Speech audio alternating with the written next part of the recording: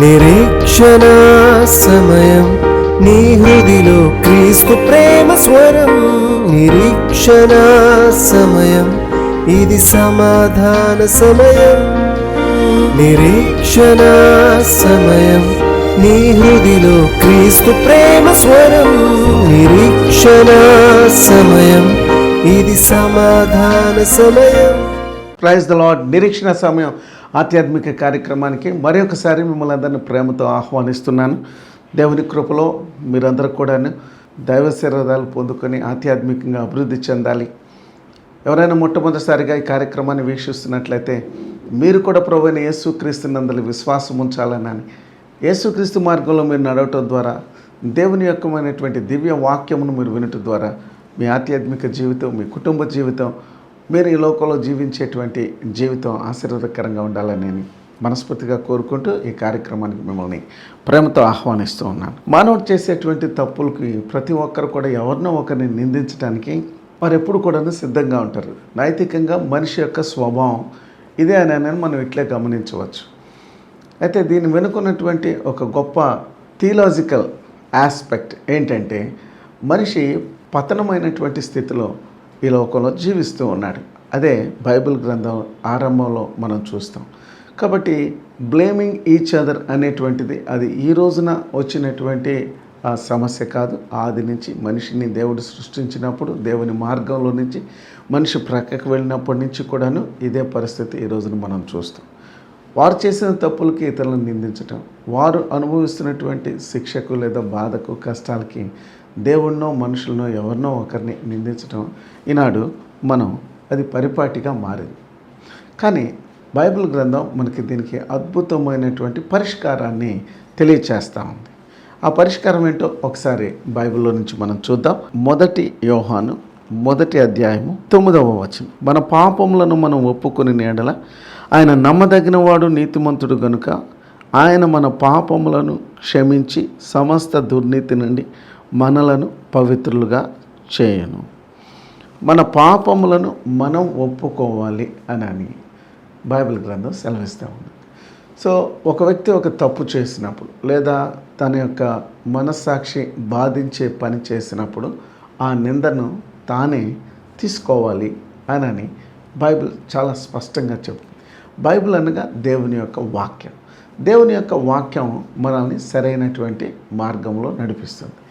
మనల్ని నైతికంగా అలానే ఆధ్యాత్మికంగా దేవునితో, మనుషులతో మనకి మంచి సంబంధాన్ని కలిగి ఉండేటట్లుగా మనల్ని ఎప్పుడు కూడాను నియంత్రణ చేసేటువంటిదే దేవుని యొక్క వాక్యం. సో మనం చేసినటువంటి పొరపాట్లకు మనమే బాధ్యత తీసుకోవాలి. అందుకని ఇక్కడ ఏముందంటే, మన పాపములను మనము ఒప్పుకొని ఎడల. మొట్టమొదటిగా మనం చూసినట్లయితే ఇతరుల మీద వేసేటువంటి ఆ యొక్క నేరారోపణలు తీసివేసినట్లయితే దేవునికి మరి దగ్గరగా మనం రావటానికి దేవుని యొక్క మనసుకు మన మనసు చాలా దగ్గరగా ఉన్నట్లుగా గమనించవచ్చు. అంటే రెస్పాన్సిబిలిటీ, బాధ్యత. సాధారణంగా ప్రతి ఒక్కరు కూడాను ఈ బాధ్యతను తీసుకోవటానికి ఇష్టపడరు. అందుకని యేసు ప్రభు ఈ లోకానికి వచ్చినప్పుడు తన తండ్రి దగ్గర నుంచి ఇలా చెప్పాడు, తండ్రి, నేను నీ చిత్తమును నెరవేర్చడానికి నేను ఈ భూలోకానికి వచ్చాను. తండ్రి చిత్తం ఏంటంటే, ప్రతి మనిషి తన పాపములలో చనిపోయి నిత్య నరకానికి వెళ్ళటం తండ్రికి ఇష్టం లేదు. అందుకే కుమారుడు మనుషుల పాపాలన్నీ కూడా భరించటానికి తానంతట తాను ఇష్టపూర్వకంగా వచ్చాడు. అందుకే యేసు ప్రభు ఈ లోకానికి వచ్చిన ప్రథమ కారణం ఏంటంటే, పాపులను రక్షించుటకు క్రీస్తు యేసు ఈ లోకానికి వచ్చాడు. ఈనాడు మనం చూసినట్లయితే సమాజం అంతా కూడాను ఒకరిని ఒకరు నిందించుకోవటం చూస్తాం. భార్యాభర్తల మధ్య వచ్చే సమస్యలు కానీ, కుటుంబంలో వచ్చేటువంటి సమస్యలు కానీ, ఉద్యోగ స్థలాల్లో కానీ ఎవరి బాధ్యత వారు చక్కగా నిర్వర్తించగలిగితే ఈనాడు ఈ సమాజంలో ఇంత గందరగోళము, ఇంత మరి నేరారోపణలు లేకపోతే నేర ప్రవృత్తి అనేటువంటిది ఉండేది కాదు. విషాదము, దుఃఖము, బాధ వీటన్నిటికీ కారణం ఏంటంటే, man is fail to take his responsibility. తన బాధ్యతను మనిషి విస్మరించాడు. దేవుని పట్ల అలానే సమాజం పట్ల వ్యక్తి పట్ల తన పొరుగువానితో తను ప్రవర్తించవలసినటువంటి తీరులో మనిషి పోగొట్టుకున్నాడు. కాబట్టి అది ఈ రోజున మనిషి యొక్క స్థితి విషాదంగా మారింది. సమాజము, దేశం అన్నీ కూడా యుద్ధాలు, రక్తపాతాలతో నిండి ఉంది. కక్షలు, ద్వేషాలు, కార్పణ్యాలతో ఈ రోజున నిండి ఉన్నది. యేసు ప్రభువారు మనిషి యొక్క స్వభావాన్ని గురించి యేసు ప్రభువారు చెప్తూ ఆయన ఏమన్నాడంటే, మనిషి యొక్క హృదయంలో నుంచి ఎలాంటి పాపాలు బయటకు వస్తాయో యేసు ప్రభు చెప్తా ఉన్నాడు. మార్కు సువార్త 7వ అధ్యాయము 21వ వచనం నుంచి చూసినట్లయితే 21st verse 7th chapter mark, లోపల నుండి అనగా మనుషుల హృదయంలో నుండి దురాలోచనలు, జారత్వములు, దొంగతనములు, నరహత్యలు, వ్యభిచారములు, లోభములు, చెడుతనములు, కృత్రిమములు, కామవికారమును, మత్సరమును, దేవదూషణయు, అహంభావము, అవివేకము వచ్చును. ఈ చెడ్డవన్నీ లోపలి నుండియే బయలు వెళ్ళి మనిషిని అపవిత్రపరుచునని ఆయన చెప్పాను. సో మనిషి యొక్క హృదయం యొక్క పరిస్థితిని యేసు ప్రభు చాలా తేటతెల్లంగా చెప్పేశాడు. డాక్టర్ దగ్గరికి వెళ్తే మన గుండెలో ఉన్నటువంటి ఆ యొక్క అవయవాలను గురించి చెప్తాడు, ఈజ్ కార్డియాలజిస్ట్. కానీ మనిషి యొక్క నైతికమైనటువంటి పడిపోయిన స్థితిని గురించి చెప్పేది ఎవరనంటే, ఇదిగో మనల్ని సృష్టించినటువంటి యేసు ప్రభు. ఆయన దగ్గరకు వచ్చినప్పుడు ఆయన నీ హృదయంలో ఉన్నటువంటి, నా హృదయంలో ఉన్నటువంటి పాపములను గురించి, లేదా ఇష్టం దేవునికి అసహ్యమైనటువంటివన్నీ కూడాను ఏమేమి ఉన్నాయో ఇక్కడ రాయబడి ఉన్నాయి. మనం చూసినట్లయితే అనేక రకములైనటువంటి పాపములు మనిషి యొక్క హృదయంలో తిష్ట వేసుకొని ఉన్నాయి. అవన్నీ దురాలోచనలు, చెడ్డ ఆలోచనలు. వీటి వల్లనే కదండి ఈ రోజున మనిషి యొక్క జీవితం పతనమైపోతుంది. Every bad act behind there is a bad thought అన్నాడు ఒక భక్తుడు. చెడ్డ పని వెనుక ఒక చెడ్డ ఆలోచన ఉంటుంది. అంటే ఆ ఆలోచనతోటే దుష్కార్యానికి మనిషి ఒడిగడతా ఉన్నాడు. కాబట్టి ఈ రోజున అనేక రకములైనటువంటి నేరాలు, అలానే అనేక రకములైనటువంటి మరి జైళ్ళు, పోలీస్ స్టేషన్స్, అలానే మనం చూసినట్లయితే ఈ రోజున మరి ఎన్ని కోర్టులు ఉన్నాయో, ఎన్ని రకాలైనటువంటి న్యాయస్థానాలు ఉన్నాయో మనకు తెలుసు. భార్యాభర్తల మధ్య సమస్యలు వచ్చినప్పుడు ఎన్ని రకాలైన కోర్టుల చుట్టూ వాళ్ళు తిరగాలో చూడండి. ఎన్ని రకాలైనటువంటి అబద్ధపు కేసులు పెట్టుకోవాలో, క్రిమినల్ కేసులు పెట్టుకొని మరి వాళ్ళ మీద వీళ్ళ మీద ఉన్నవి లేనివన్నీ చెప్పుకొని ఇంకా సమస్యను, ఇంకా జీవితాన్ని దుర్భరం చేసుకునేటువంటి వాళ్ళు ఎంతోమంది. దీన్ని బట్టే ఈ రోజున సుప్రీంకోర్టు వాళ్ళు కూడా 6 months తర్వాత ఎవరికి వాళ్ళు జీవించవచ్చు. సహజీవనం, అడల్టరీ అనేటువంటిది అది చట్టబద్ధం చేసినటువంటి పరిస్థితి కూడా మనందరికీ తెలిసింది. ఎందుకంటే చట్టం మనిషిని బాగు చేయలేకపోయింది. మనిషిని ఒక మంచి వ్యక్తిగా మార్చడానికి ఈ లోకంలో ఏ వ్యక్తికి కూడా అది సాధ్యం కాదు. ఒక గాడ్ మాత్రమే, దేవుడు మాత్రమే మనిషి యొక్క జీవితాన్ని బాగు చేయగలడు, తన యొక్క పరిస్థితిని మార్చగలడు, తన కుటుంబాన్ని మరలా మంచిగా మార్చగలడు. ఒకవేళ ఈ కార్యక్రమంలో వింటున్నటువంటి సోదరి సోదరులారు, మరి మీ కుటుంబాల పరిస్థితి ఎలా ఉందో ఒకసారి ఆలోచించండి. బ్లేమింగ్ ఈచ్ అదర్, భర్త భార్యను ఎప్పుడైతే బ్లేమ్ చేస్తుందో, భర్త భార్య మీద బ్లేమ్ చేస్తూ ఉంటారు, తల్లిదండ్రులు పిల్లల మీద బ్లేమ్ చేస్తూ ఉంటారు, పిల్లలు తల్లిదండ్రులని నిందిస్తూ ఉంటారు. సో నిందించుకోవటం, పరస్పరంగా వారి మధ్య ఉండేటువంటి ఈ యొక్క గొడవల వలన శాంతిని కోల్పోతున్నారు కదా. యేసు ప్రభు అంటున్నాడు కదా, అలా కాదు, నా యొద్దకు రండి. మీ యొక్క అంతరంగ హృదయంలో ఉన్నటువంటి ఇలాంటి అనైతికమైనటువంటి కార్యాలు, ఈ చెడ్డ కార్యాలు, దురాలోచనలు, జారత్వములు, దొంగతనములు, నరహత్యలు, వ్యభిచారములు, లోభములు, ఇతరులది కూడా కావాలనే గ్రీడీనెస్, వారికి ఉన్న దాంతో తృప్తి లేనప్పుడు ఇతరుల దగ్గర ఉన్నది కూడాను వాళ్ళు లాక్కునేటువంటి వాళ్ళని లోభులు అని అంటారు. ఈరోజున అసంతృప్తి, దానివల్లనే కదండి ఈ రోజున సమస్యలన్నీ వస్తున్నది. ఉన్నదాంతో తృప్తి లేనటువంటి వారు. సో లోబులు, చెడుతనములు, నానా రకములుగా మనిషి, నీతిని కోల్పోయినటువంటి మనిషి, అనేక రకమైనటువంటి చెడ్డ కార్యాలకు మనిషి తన జీవితాన్ని అప్పగించుకుంటున్నాడు. కృత్రిమములు, మనిషి దేవుని చేత చేయబడినటువంటి అనేకమైనటువంటి వాటిని ఈ రోజున కృత్రిమమైనటువంటి పద్ధతులను మనిషి కనుక్కున్నాడు. అన్నీ కూడాను మనం చూసినట్లయితే ఫాస్ట్ టెక్నాలజీలో అన్నీ కూడాను మనం చూసినట్లయితే హైబ్రిడ్, లేకపోతే సంకర జాతికి సంబంధించినటువంటి పరిశుద్ధ గ్రంథమైనటువంటి బైబిల్లో చాలా రాయబడినట్టు ఇలాంటి అనేకమైనటువంటి స్త్రీలతో స్త్రీలు, పురుషులతో పురుషులు అవాంఛనీయమైనటువంటి కార్యాలు. ఈ రోజున గే మ్యారేజెస్ కూడా చట్టబద్ధమైన పరిస్థితులు మనం అనేక దేశాల్లో మనం చూస్తున్నాం. అదే చట్టాన్ని భారతదేశంలో కూడా తీసుకురావడానికి ప్రయత్నం చేస్తాం. ఈ కృత్రిమమైనటువంటి దేవుని చేత కల్పించబడినటువంటి కృత్రిమమైనటువంటి మనుషుల ఆలోచన చొప్పున చేస్తున్నటువంటి ప్రతి కార్యం కూడా దేవునికి హేయమైనటువంటిది. కాబట్టి ఇలాంటి వాటితోటి మనిషి ఈ రోజున ఎంతో దుఃఖములో, బాధలో, అపరాధ భావంతో నేను చేసింది తప్పు అనేటువంటి బాధతో చాలామంది ఆత్మహత్యలు చేసుకుంటున్నారు. జీవితాలు డ్రగ్స్కి ఎడిక్ట్ అవుతున్నారు, త్రాగుబోతులు అవుతున్నారు. సమాజానికి, సంఘానికి, కుటుంబానికి సంఘ విద్రోహ శక్తులుగా మారిపోతున్నారు. సో మన పాపములను మనం ఒప్పుకుంటే ఇట్స్ ఎ సింపుల్ సొల్యూషన్ ఏంటంటే, lord I commit a sin, ప్రభువా నేను తప్పు చేశాను, నన్ను క్షమించు. ఈ యొక్క ఫర్గివ్నెస్ అంటే ఈ యొక్క మంచి మనసు ఎవరిలో అయితే ఉంటుందో, ఎవరైతే ఆ బాధ్యతను తీసుకుంటారో, మన పాపములను మనం ఒప్పుకొని ఎడల దెర్ ఇస్ గాడ్స్ ప్రొవిజన్. ఎప్పుడైతే మనం ఇంకా మనిషి ఒక ఫార్వర్డ్గా ఒక స్టెప్ ముందుకేస్తాడో తన బాధ్యత తీసుకున్నప్పుడు, వెంటనే దేవుడు కూడా ఎస్ అంటాడటండి. నేను నమ్మదగిన వాడను, నీతిమంతుడును. నీలో ఆ యొక్క రెస్పాన్సిబిలిటీ టేకింగ్ నేచర్ ఉంది కనుక, బాధ్యత తీసుకునేటువంటి ఆ స్వభావం ఉంది కనుక, I will forgive your sins, I will make your life joyful. నేను నీ జీవితాన్ని బాగు చేస్తాను, నీకున్న క్లిష్ట పరిస్థితుల నుంచి నేను బయటికి తెస్తాను, నీ అంతరంగ హృదయాన్ని శుద్ధి చేస్తాను. యేసు మాత్రమే అది చేయగలడండి. ఎందుకంటే he paid a price on the cross. ఆయన శిలువ మీద దానికి తగిన మూల్యాన్ని చెల్లించాడు.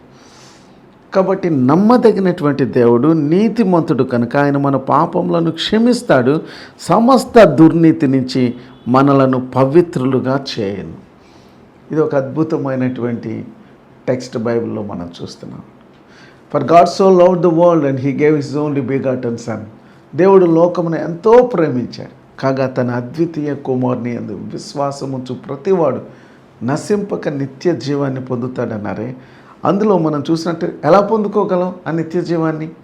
దేవుని ప్రేమ నాకు ఎలా తెలుస్తుంది అంటే, ఇదిగో ఇక్కడ దానికి జవాబు మనకు కనపడుతుంది. ఏంటంటే, మనం మన పాపములను ఒప్పుకుంటే ఆయన మనల్ని సమస్త దుర్నీతి నుంచి మనలను పవిత్రులుగా చేస్తాడంటే. Cleansing power in the blood of Jesus. యేసుక్రీస్తు యొక్క రక్తము ప్రతి పాపము నుంచి మనలను కడిగి పవిత్రులుగా చేస్తుందంట. 8వ వచనంలో కొంతమంది ఆ బాధ్యతను తీసుకోరు. ఇందాక మనం చెప్పుకున్నాం, they don't take responsibility, they blame each other. మరి ఎప్పుడు కూడా ఇతరులను నిందించే పనిలో ఉంటారు. వారు ఇతరులను ఎవరిని లిస్టులో ఎవరిని పెడదామా అనే ఆలోచనలో టు ఎస్కేప్, దీన్ని తప్పించుకునేటువంటి వాళ్ళు. ఆదాం చేసిన పాపమే ఈనాడు మనిషి ప్రతి ఒక్కరు చేస్తాం. నేను కాదు, దీన్ని ఏమంటారంటే సెల్ఫ్ జస్టిఫికేషన్ అంటారు. అంటే నేను చేసింది కరెక్ట్. దీన్ని ఎవరికి వాళ్ళు సమర్థించుకునే కార్యక్రమం. ఎదుటి వాళ్ళలో ఉన్న తప్పులు పట్టుకోవటానికి మనం ప్రయత్నం చేస్తాం, కానీ మన తప్పులు మనం పట్టుకోగలిగితే అదే గొప్ప భాగ్యం అని ఇక్కడ బైబిల్ సెలవిస్తాం. సో 8వ వచనం, మనం పాపము లేని వారమనని చెప్పుకునే ఎడల మనల్ని మనమే మోసపుచ్చుకుందుము, మరియు మనలో సత్యము ఉండదు. సో సెల్ఫ్ జస్టిఫికేషన్ ఇలా స్టార్ట్ అవుతుంది. నేను తీసుకోను రెస్పాన్సిబిలిటీ. నేను ఎందుకు చేశానో తెలుసా? ఆ పని ఎందుకు చేశాను, దీనివల్ల నేను చేశాను. సెల్ఫ్ జస్టిఫికేషన్ అంటే ఎవరి కాళ్ళు నేను చేసింది కరెక్టు. ఈ రోజున సమస్యలన్నీ ఇక్కడే కదా వస్తుంది. ఎక్కడ ఏ సమస్య వచ్చినా సరే, అదే కోర్టులోకి వెళ్ళినా, ఇంట్లో కానీ, ఫ్యామిలీలో కానీ, వైఫ్ అండ్ హస్బెండ్లో కానీ, లేకపోతే ఒక ఆఫీస్లో కానీ, సమాజంలో కానీ, ఎక్కడ చూసినా సరే self justification. I am right, you are wrong, నేను కరెక్టు, నువ్వే తప్పు అనే దాని దగ్గర ఈ రోజున ప్రపంచంలో అన్ని సమస్యలు, చిన్న సమస్య దగ్గర నుంచి యుద్ధాల దాకా కూడాను ఎవరికి వాళ్ళు సెల్ఫ్ జస్టిఫికేషన్. అందుకనే బైబిల్ చెప్తా ఉంది కదా, మనం పాపం లేని వారమనని చెప్పుకుంటే మనల్ని మనం మోసం చేసుకో. So self justification is a self deceit. అంటే ఎవరైతే తాము సమర్థించుకుంటున్నారో వాళ్ళని మోసం చేసుకుంటున్నారు అని బైబిల్స్. మనం పాపం లేని వారమనని చెప్పుకునే ఎడల మనల్ని మనమే మోసపుచ్చుకుందుము. So self justification is a self deceit, అంటే మనల్ని మనం ఆత్మ వంచన చేసుకున్నట్లయితే. కానీ బ్లేమింగ్ అదర్, మనలో సత్యము ఉండదు, వీఆర్ నాట్ ట్రూత్ఫుల్ పర్సన్. అలా అయితే యేసు ప్రభు నేనేం పాపం చేయలేదు, నేను ఎందుకు సిలువ వేయబడాలి అని యేసు ప్రభు అనుకుంటే మనకి రక్షణ భాగ్యం దొరికేదా, మనకి పాపక్షమాపణ దొరికేదా, మనకి దేవుని యొక్క వాక్యం బైబిల్ మన చేతికి వచ్చేదా? ఎవరికి వాళ్ళ అలా అనుకుంటే యేసు ప్రభు మనం చేయనటువంటి పాపానికి ఆయన దాన్ని భరించటానికి ఇష్టపడ్డాడండి. సో అందుకని ఆయన గురించి బైబిల్ ఏమనుందంటే ఆయన మన నిమిత్తమై, యెషయా గ్రంథం 53వ అధ్యాయంలో 5వ వచనం, మన అతిక్రమములను బట్టి అతడు గాయపరచబడెను, మన దోషములను బట్టి నలుగొట్టబడెను, మన సమాధానార్థమైన శిక్ష అతని మీద పడెను, అతడు పొందిన దెబ్బల చేత మనకు స్వస్థత కలిగెను. 8వ వచనంలో అన్యాయపు తీర్పు నొందిన వాడే అతడు కొనుపోబడెను. He has not self justified. And నేను మంచివాడిని అని అనుకోలే యేసు ప్రభు, ఎందుకంటే ఆయనలో ఏ పాపం లేదు. కానీ ఆయన మిత్రమా, నీ పాపాన్ని నా పాపాన్ని మనందరి పాపం, ఎవరైతే నేను నీతిమంతుడిని అని అనుకునే వాళ్ళందరి కోసం ఆ నీతిమంతుడు చనిపోయాడు. నిజానికి మనందరం అనీతిమంతులమే కదా. అన్యాయపు తీర్పును పొందినవాడే అతడు కొనిపోబడెను, అతడు నా జనుల అతిక్రమములను బట్టి మొత్తబడెను, సజీవుల భూమిలో నుండి అతను కొట్టివేయబడెను. ఆయనను అతని తరము వాటిలో ఈ సంగతి ఆలోచించిన ఎవరు? అతడు మరణమైనప్పుడు భక్తిహీనులతో అతనికి సమాధానం నియమింపబడెను, ధనవంతుని యొద్ద అతడు ఉంచబడెను, నిశ్చయముగా అతడు అన్యాయమేమీ చేయలేదు. He is not self justified. నిశ్చయముగా అతడు అనగా యేసు ప్రభు, నిశ్చయముగా యేసు ప్రభు అన్యాయమేమీ చేయలేదు. యేసు ప్రభు నోట ఏ కపటము లేదు. యేసు ప్రభును నలుగుగొట్టుటకు యెహోవాకు ఇష్టమాయను. యేసు ప్రభు అతనికి వ్యాధి, యేసు ప్రభు ఆయన అతనికి దేవుడు యేసుక్రీస్తుకి వ్యాధి కలుగజేసను. యెహోవా దేవుడు యేసుక్రీస్తుకి వ్యాధి కలుగజేసను. అతడు తను తానే అపరాధ పరిహారార్థ బలిగా అతని సంతానమును చూచును. యేసుక్రీస్తు తను తానే సెల్ఫ్గా వాలంటరీగా నేను తప్పు చేయలేదు, కానీ నేనే చేశాను. చూడండి ఇక్కడ మనకేను దేవుని క్రీస్తు ప్రేమకి ఎంత తేడా ఉందో చూడండి. సారీ అని చెప్పటాను అది చాలా కాస్ట్లీ వర్డ్గా ఈ రోజున మనుషులు ట్రీట్ చేస్తున్నారు. క్షమించండి అని చెప్పటం అది చాలా ఖరీదైనటువంటి మాట. భర్త భార్యని, భార్య భర్తని క్షమించలేకపోతున్నారు కదా. ఆ క్షమించే ఆ మనసే చాలా ఖరీదైనటువంటిదిగా ఈ రోజున మనం చూస్తూ ఉన్నాం. కానీ యేసు ప్రభు అంటున్నాడు కదా, మీరు కానీ మీ పాపములను మీరు ఒప్పుకుంటే, పాపం లేదని చెప్తే మీరు మీ రెస్పాన్సిబిలిటీ తీసుకోవట్లేదు. కాబట్టి మీలో సత్యం లేదు, కాబట్టి ఐ కాంట్ హెల్ప్ ఎనీథింగ్, ఏమి చేయలేను. 51వ కీర్తనలో మనం చూస్తే దావీదు ఎప్పుడైతే తన యొక్క పాపమును ఒక వ్యక్తి వచ్చి, ఒక ప్రాఫెట్ వచ్చి చెప్తాడో, ఇక్కడ ఇలా రాయబడి ఉందండి 51వ వచనం. దావీదు బెత్షెబా యొద్దకు వెళ్ళిన తరువాత నాతాను ప్రవక్త అతని యొద్దకు వచ్చినప్పుడు అతడు రచించిన కీర్తన. ఆ ప్రవక్త తను చెప్పాడు, నువ్వు చేసింది తప్పు, నీ పాపం, నువ్వు పాపం చేసావు అని బయట ఒక ప్రవక్త, ఒక గాడ్లీ మ్యాన్ వచ్చి చెప్పినప్పుడు అతను ఏమని చెప్తున్నాడు 51వ వచనం 5వ వచనం, నేను పాపములో పుట్టినవాడను. 4వ వచనం, నీకు విరోధముగా నేను పాపము చేసి ఉన్నాను, నీ దృష్టి ఎదుట నేను చెడుతనము చేసి ఉన్నాను, నా పాపం ఎల్లప్పుడూ నా ఎదుట ఉన్నది, నేనే చేశాను. ఇక్కడ ఏదంటే సెల్ఫ్, అంటే తన పాపాన్ని తానే ఒప్పుకుంటున్నాడు, బ్లేమ్ చేయకుండా. ఆయన ఎలాంటి పాపం చేశాడో అది అందరికీ తెలుసు, బైబిల్లో ఉన్నది. So he committed adultery. దానికి చాలా కారణాలు ఉన్నాయి, కానీ ఆ కారణాలను ఏది ఎత్తుక్కోవట్లేదు, నా స్వభావమే. This is my responsibility. ప్రియులారా, ఈ మాటను మనందరం ఈ యొక్క కార్యక్రమంలో మనం ప్రతి ఒక్కరు కూడా, మనకు శాంతి కావాలి, సమాధానం కావాలి, మన పాపం నుంచి మనం బయటపడాలి అంటే ఒకటే ఒక మార్గం, యేసు ప్రభు దగ్గరికి వచ్చి ఆయన కార్చిన కల్వరి సిలువలో ఆ రక్తము ద్వారా మనం కడగబడితే తప్ప మనము ఈ సెల్ఫ్ జస్టిఫికేషన్ కంటే దేవుని యొక్క దృష్టిలో, అంటే యేసుక్రీస్తు ద్వారా మనం నీతిమంతులుగా తీర్చబడతాం. సెల్ఫ్ జస్టిఫికేషన్ విధంగానే మనల్ని మనం నీతిమంతులుగా తీర్చుకునే కార్యక్రమాలు ఈ ప్రపంచంలో చాలా జరుగుతున్నాయి. అవి మత సంబంధమైనటువంటి కార్యక్రమాలు. అన్ని మతాలకు కొన్ని నీతి నియమాలు ఉంటాయి, కానీ యేసు ప్రభు మత సంబంధమైనటువంటి నీతిని గురించి ఆయన బోధించలేదు. నా దగ్గరకు వచ్చి మీ పాపములను ఒప్పుకున్నట్లయితే మీ పాపం నుంచి నేను విడిపిస్తాను. అప్పుడు కింద మనం చూసినట్లయితే 10వ వచనం, మనము పాపము చేయలేదని చెప్పుకునే ఎడల ఆయనను అబద్ధికునిగా చేయవారు మగుదుము, మరియు ఆయన వాక్యము మనలో ఉండదు.